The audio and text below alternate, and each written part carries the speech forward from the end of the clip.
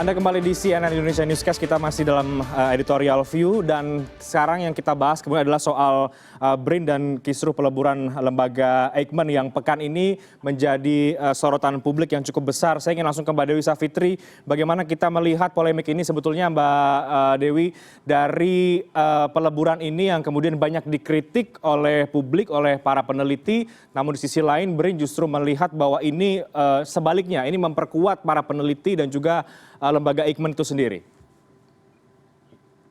Kita sangat menyayangkan apa yang terjadi pada Eijkman ya, terutama karena ini merupakan awal dari sebuah kerja yang sangat luar biasa besarnya dalam penyatuan ya, integrasi dan peleburan dari puluhan lembaga riset dan penelitian. Ada 39 lembaga riset yang disatukan di bawah BRIN, termasuk Eijkman salah satunya, dan kemudian kita melihat ada sesuatu yang tidak berjalan mulus gitu ya, bahkan beberapa pihak menyebutnya sebagai penghancur leburan Eijkman gitu. Jadi untuk sebuah start gitu ya, untuk sebuah awal ini mungkin awal yang cukup patut disayangkan gitu. Bahwa ada anggapan ya namanya peleburan itu pasti awal-awalnya akan ribut dan ramai dan penuh dengan pertikaian, kontroversi, berdarah-darah istilahnya begitu ya. Anggapan itu ada dan mudah-mudahan setelah ini tidak akan ada lagi gitu ya. Tetapi yang terjadi dengan Eijkman ini terutama adalah karena ketika lembaganya disatukan ke dalam BRIN itu ada pemecahan entitas internal ya dari sekian 160-an pegawai, termasuk periset, kemudian asisten, kemudian teknisi, kemudian pegawai-pegawai lain yang ketika itu tidak dirangkul secara keseluruhan, maka itu akan sangat mempengaruhi jalannya bagaimana selanjutnya riset berlangsung. Akibatnya apa? Muncul disrupsi dan kemudian sangat dimungkinkan muncul hambatan karena untuk melakukan riset berikutnya karena sudah ada kerusakan-kerusakan di mana timnya itu sudah tidak satu lagi gitu ya. Jadi ada persoalan yang cukup serius di situ dan itu yang menjadi salah satu keprihatinan editorial CNN Indonesia. Baik Mbak Dewi, tapi sesungguhnya apa yang kita khawatirkan dari peleburan ini? Apakah independensi para peneliti kah atau masa depan riset kita kah yang kemudian memang menjadi tanda tanya, karena sebetulnya sejak awal BRIN didirikan juga sudah banyak kritik, lalu kemudian Eijkman menjadi bagian dari BRIN ini juga tidak lepas dari kritik. Secara umum ada banyak isu ya, dan beberapa diantaranya yang tadi disebutkan oleh Reinhard itu. Tapi saya ingin menjawab pertanyaan ini dengan sedikit bercerita begini ya. Beberapa hari yang lalu saya sempat berbicara jarak jauh dengan Prof. Sangkot Marzuki. Sangkot adalah orang yang pada tahun 1990 dipanggil pulang oleh Bahrudin Yusuf Habibie, waktu itu Menteri Riset dan Teknologi di kabinet terakhirnya Presiden Soeharto. Pak Sangkot dipanggil pulang oleh Pak Habibie untuk diserai tanggung jawab memimpin sebuah laboratorium ya, pusat penelitian biologi molekuler, karena Pak Habibie punya visi bahwa Indonesia ini harus menyiapkan sumber daya manusia dan kemampuan untuk menjadi salah satu hub biotek terbaik di dunia. Jadi tahun 90-an itu memang lagi ganas-ganasnya ya, lagi heboh-hebohnya bioteknologi, perusahaan bioteknologi di mana-mana bermunculan, dan visinya Pak Habibie adalah Jakarta harus jadi salah satunya, kira-kira begitu. Nah, dalam perjalanannya ketika merumuskan seperti apa kira-kira ini ya labnya nanti bagaimana dan cara kerjanya bagaimana, Pak Habibie dan Pak Sangkot itu menyepakati satu apa yang disebut Pak Sangkot sebagai sebuah eksperimen. Eksperimennya itu begini, waktu itu sudah ada LAPAN, sudah ada Batan, sudah ada BPPT yang secara umum dijalankan dengan model birokrasi pemerintah. Pegawainya adalah PNS, waktu itu namanya PNS ya, bukan ASN ya. Pegawai negeri sipil, mereka digaji oleh negara, mereka bekerja dengan arahan top down gitu dan seterusnya. Pak Habibie berpikir begini, kalau menurut Pak Sangkot ini ya, bagaimana kalau misalnya kita kurang-kurangin aja nih birokrasinya. Jadi Eijkman itu nanti akan berdiri lebih banyak otonomosnya daripada dapat arahan dari dalam, dari luar. Kemudian dia bebas menentukan research agendanya, mau ngapain, dia boleh terima dana funding untuk penelitiannya, dia bebas bermitra dengan siapapun. Tujuannya adalah menghasilkan kualitas penelitian sebaik-baiknya dan kemudian mendorong supaya kualitas sains, terutama bidang biomolekuler di Indonesia itu menjadi lebih baik dan dikenal dunia. Dan dalam sekitar 30 tahun terakhir ini ya, sampai hari-hari ini, barangkali nama laboratorium biomolekuler Eijkman itu adalah salah satu cerita sukses yang paling baik dari Indonesia. Salah satu ya, yang paling baik dari Indonesia. Nah, kuncinya di mana? Tadi itu salah satu eksperimen bahwa kita kurang-kurangin birokrasinya supaya mereka bisa jauh lebih independen menentukan ini itu dan seterusnya dan bergerak sendiri. Nah, sekarang dengan ide BRIN, konsepnya justru sebaliknya.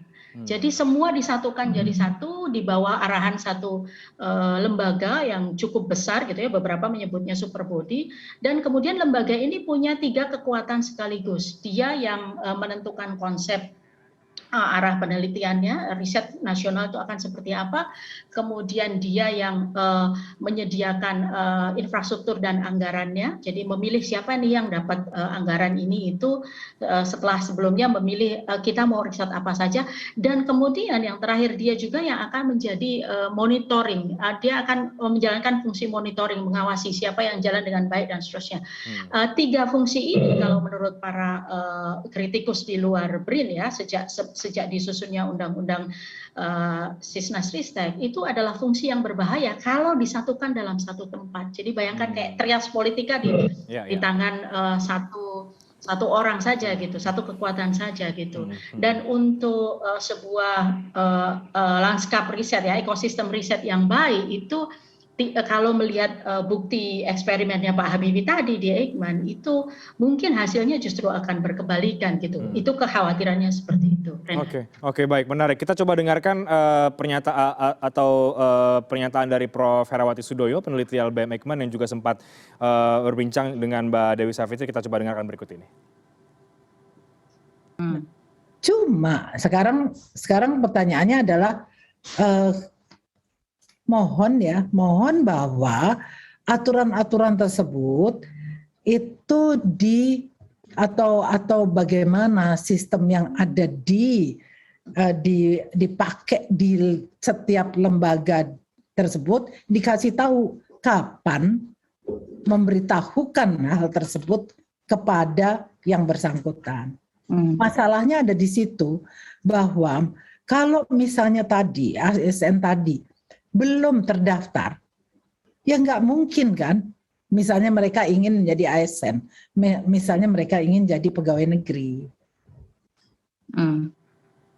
Oke, saya ke Mas Adi sekarang. Mas Adi, tanggapan atau catatan dari Anda bagaimana terkait dengan peleburan atau integrasi Eijkman ke BRIN yang mendapatkan sorotan yang cukup besar pada pekan ini, yang kemudian dianggap juga birokratisasi ini justru membawa lembaga riset ini justru semakin tidak jelas arahnya? Ya, kalau di dalam dunia ilmu riset menjadi salah satu bagian dari ilmu pengetahuan, dan di dalam ilmu pengetahuan itu semakin banyak wacana itu semakin baik. Jadi kebenaran itu memang kalau dalam dunia ilmu pengetahuan memang tidak bisa dipaksakan ya, sehingga kalau misalnya katakanlah ada yang lebih banyak meneliti tentang satu tinjauan baru, satu teknologi baru, ada lebih banyak tim peneliti di Indonesia tentu akan lebih banyak karena lebih baik ya, karena itu akan mengantar kita pada kebenaran yang mendekati ideal gitu. Tapi katakanlah begini ya, kita melihat bahwa BRIN ini mungkin terpacu oleh cambuk dari Presiden Jokowi. Gitu. Jadi misalnya mengapa karya riset kita belum banyak menghasilkan produk yang kompetitif di tingkat global. Salah satunya itu. Kemudian mengapa penggunaan anggaran puluhan triliun rupiah yang digelontorkan untuk penelitian-penelitian sejauh ini kok kenapa tidak bergema. dan seperti apa ekosistem riset dan inovasi yang akan dirumuskan dalam sejauh ini digunakan di Indonesia. Jadi pertanyaan-pertanyaan itu yang mungkin melecut adanya penyatuan ke dalam BRIN. Nah, sebetulnya yang mungkin perlu dibenahi dalam hal ini adalah mengkomunikasian ya, karena ini kan betapapun satu langkah besar kalau ini mau disatukan. Meskipun by system, saya tadi melihat dan mendengar bagaimana cerita Prof. Sangkut ke Mbak Dewi itu sangat menarik. Itu ulasan tentang bagaimana sebuah birokrasi penelitian berusaha dipangkas, dan itu salah satu shortcut yang dilakukan oleh Presiden Habibie. Jadi kalau misalnya BRIN bisa menawarkan gitu ya, satu mekanisme sistem penelitian yang tidak birokratis, itu tentu juga tidak akan menimbulkan begitu banyak silang sengketa. Hanya memang banyak yang masih belum terjelaskan oleh BRIN ya. Misalnya ya tadi ekosistem risetnya akan seperti apa. Kemudian yang terkait ke SDM-an ya, apakah betul bahwa efisiensi hanya bisa dilakukan dengan pemberhentian pegawai? Atau masih ada sisi lain yang katakanlah bisa dihemat gitu. Kalau dibilang bahwa penelitian kita seperti tidak terarah, tidak terkoordinasikan. Oh, ada satu lembaga sudah meneliti ini, kemudian di lembaga lain meneliti yang sama gitu. Jadi, nah, saya pikir langkah-langkah efisiensi, kemudian penyatuan yang ideal dan sebagainya itu yang seharusnya terjelaskan sejak awal oleh manajemen BRIN, sehingga tidak menimbulkan selang sengketa. Ini kan karena implementasinya ada sejumlah pegawai yang sudah puluhan tahun bekerja, mengabdi, diberhentikan dengan serta-merta. Nah, saya mendengar juga dari Pak Handoko, itu Kepala BRIN, bahwa sebetulnya ada 5 opsi yang ditawarkan. Nah, sejauh mana penerapan dari 5 opsi itu, dan apakah mereka yang katakanlah terkena peraturan ini sudah memahami kelima opsi itu beserta konsekuensinya? Karena ini kan mereka yang betul-betul terpilih yang sejauh ini ya, artinya bekerja di lembaga penelitian, termasuk Eijkman yang begitu berkaliber seperti itu. Nah, ketika mereka kehilangan mata pencaharian, tentu kan ada tanda tanya besar gitu. Lalu mereka akan kemana gitu. Jadi saya pikir juga pengkomunikasian dari seperti apa konsep BRIN ke depan dan bagaimana konsep penyatuan lembaga-lembaga riset ini juga satu hal yang perlu dibenahi menurut saya. Oke, Mas Adi, artinya ada yang salah ya, atau ada yang kurang tepat dalam proses integrasi ini, karena integrasi atau peleburan ini kan seharusnya bukan barang yang baru yang kemudian secara mendadak ya, harusnya sudah dipersiapkan sejak lama. Nah, dalam proses itu sehingga kemudian menjadi polemik, itu artinya memang ada catatan, ada yang salah dalam proses itu, Mas Adi? Iya, rasanya sosialisasi sejak awal, dan kemudian saya kurang tahu apakah sejauh mana tim manajemen BRIN ini mendengar masukan-masukan dari mereka yang sehari-hari mengoperasikan lembaga-lembaga riset dan penelitian ini. Jadi saya pikir karena ini juga katakanlah belum bulat benar akan seperti apa ya, saya pikir masih bisa didialogkan, dan kita rasanya juga bangsa yang bisa belajar dari katakanlah kekurang sempurnaan di awal. Rasanya ini juga belum terlalu terlambat bagi BRIN untuk mengkomunikasikan dan mengkoordinasikan berbagai masukan yang ada dari lembaga-lembaga yang akan disatukan di dalam satu atap BRIN gitu. Jadi saya pikir forum dialog mesti dibuka selebar-lebarnya, karena betapapun sebetulnya mereka yang memberi masukan bukan bermaksud untuk melemahkan dunia penelitian, dan yang ada di BRIN juga tidak ingin melemahkan dunia penelitian Indonesia. Kita sama-sama ingin bahwa itu tadi tantangan dari Presiden Jokowi, mana karya riset yang menghasilkan produk kompetitif di tingkat global.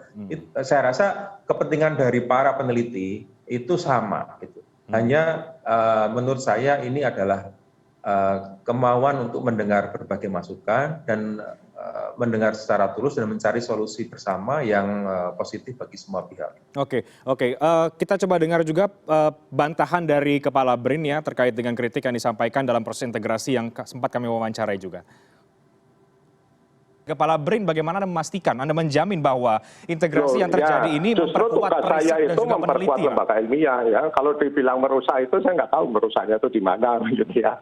Dan kalau mereka bisa menunjukkan, saya senang sekali begitu ya.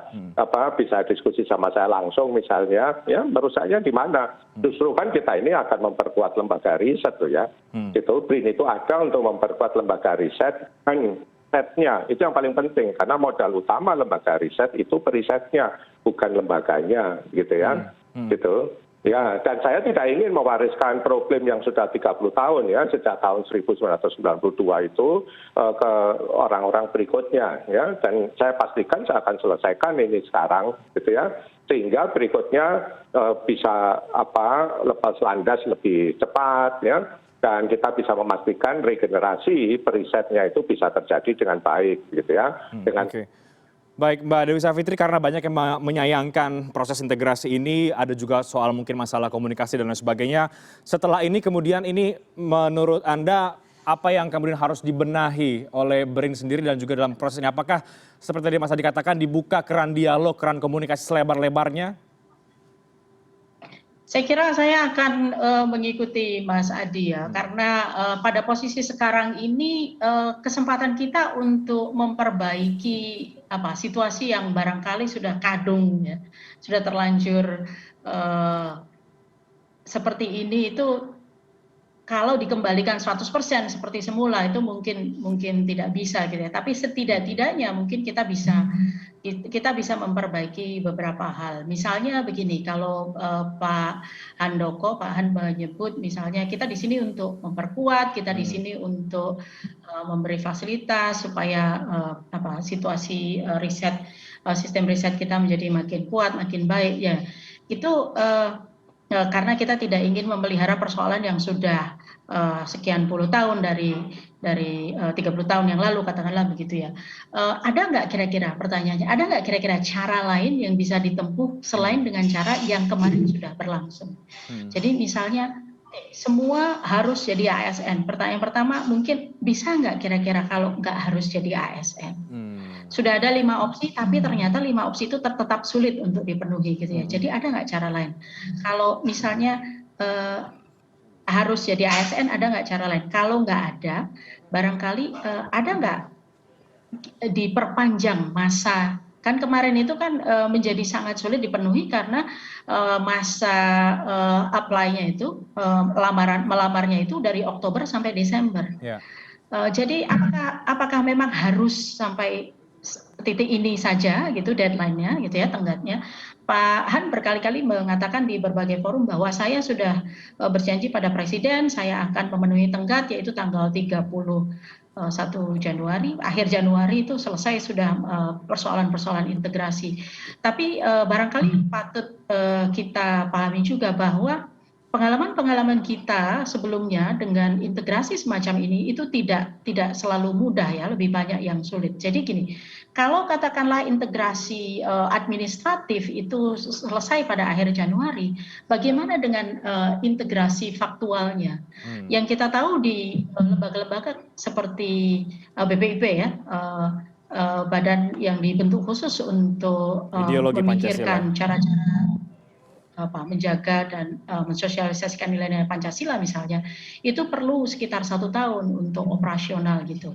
BPIP itu lembaga yang relatif kecil ya. Kalau BRIN ini 12.400-an pegawai, X dari 39 lembaga gitu. Jadi memang akan ada banyak tantangan di situ. Nah, barangkali bisa nggak dipikirkan apakah kalau kita bicara soal Eijkman ya, ada nggak cara-cara untuk tadi mengikuti Mas Adi tadi, memperbaiki barangkali model komunikasinya, karena yang saya dengar juga begini Reinhard, orang-orang dari Eijkman ini, alumni Eijkman ini adalah orang-orang barangkali di Indonesia yang sangat dibutuhkan oleh berbagai kalangan gitu ya, karena keahlian di bidang riset biologi molekuler itu tidak banyak dan kemudian mereka terbiasa bekerja dalam tim yang kompetitif, mereka menguasai pemanfaatan mereka tahu ilmunya dan menguasai pemanfaatan alatnya, bagaimana mengoperasikan dengan capable dan seterusnya.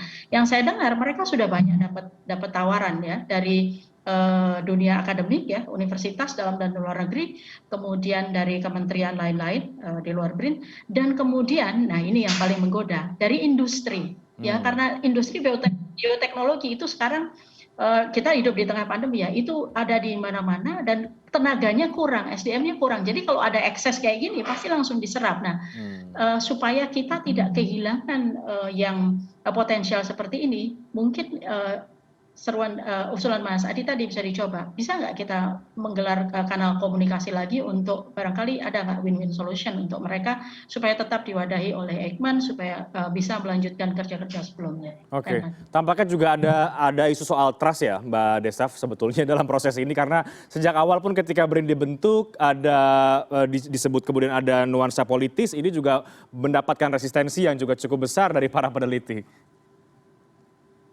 Ya, di dalam yang saya dengar ya dari beberapa peneliti, sebenarnya memang perdebatan soal kemana arah sistem riset nasional kita akan dibawa dalam undang-undang Sisnas-Ristek itu memang cukup cukup sengit gitu ya. Ada yang mengusulkan model ini, ada yang mengusulkan model itu. Ketika kemudian diketok palu menjadi sebuah lembaga besar yang namanya BRIN dan dia akan membawahi banyak lembaga dan seterusnya, masih ada berbagai interpretasi gitu, ragam interpretasi. Nah, beberapa peneliti yang saya hubungi, misalnya seperti Profesor Satrio Brojonegoro ya, yang sekarang adalah Ketua Akademi Ilmu Pengetahuan Indonesia, misalnya meragukan apa benar tiga fungsi itu harus ada di bawah BRIN sekaligus. Apa benar harus ada deadline untuk penyatuan ini serigid sekarang ini bahwa harus selesai Januari misalnya seperti yang terjadi pada Eijkman kemarin. Apa benar dan macam-macam pertanyaan yang lain gitu ya. Kalau dikaitkan dengan pertanyaannya Reinhardt tadi ada persoalan trust gitu. Nah, ketika pertanyaan-pertanyaan ini mungkin tidak disalurkan dalam kanal yang baik, kemudian tidak mendapat jawaban yang baik, jadi ada hambatan, mungkin kemudian di situ muncul apa yang ditanyakan Reinhardt tadi soal trust gitu. Jadi kalau prosesnya di awal seperti ini, bisakah kita jalan terus sehingga kita mendapatkan hasil-hasil ideal yang dicita-citakan oleh BRIN, misalnya begitu. Jadi memang salah satu kunci kelihatannya memang harus bicara lagi gitu, harus sama-sama saling bicara lagi. Oke, sekarang kondisinya seperti ini, apa yang bisa kita perbaiki? Gitu ya. Mungkin tidak bisa balik 100%, tapi bagaimana berangkat dari sini supaya kerusakannya tidak sebanyak yang diprediksi orang gitu ya. Baik Mas Adi. Tidak sebesar pesimisme orang gitu. Baik, Mas Adi terakhir, artinya terakhir singkat, masih banyak kemudian yang harus dijelaskan oleh pemerintah dalam integrasi ini, terutama juga menjawab soal trust tadi sejak awal BRIN didirikan dan juga ada disebut nuansa politik di dalamnya. Ya, kalau bagi saya tadi sudah disebut Mbak Dewi bahwa tenggat waktunya 31 Januari, kalau menurut saya harus ada kebijakan lebih ya. Saya pikir tenggat waktunya jangan berdasar pada tanggal, tapi tenggat waktunya adalah tenggat waktu kualitas penyelesaian masalah. Jadi kalau masalah belum kelar di 31 Januari, ya saya pikir tidak bisa sekaku itu. Jadi menurut saya deadline-nya adalah deadline kualitas penyelesaian masalah, karena ini bukan perkara ringan. Ini adalah soal riset Indonesia masa depan.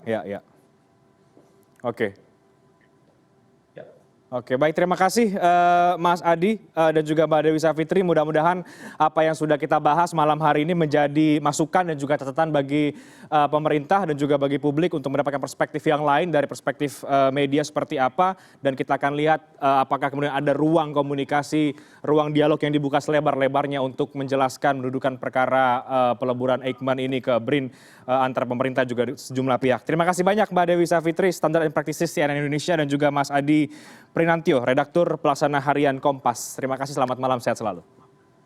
Terima kasih Reinhardt. Terima kasih Mbak Dewi.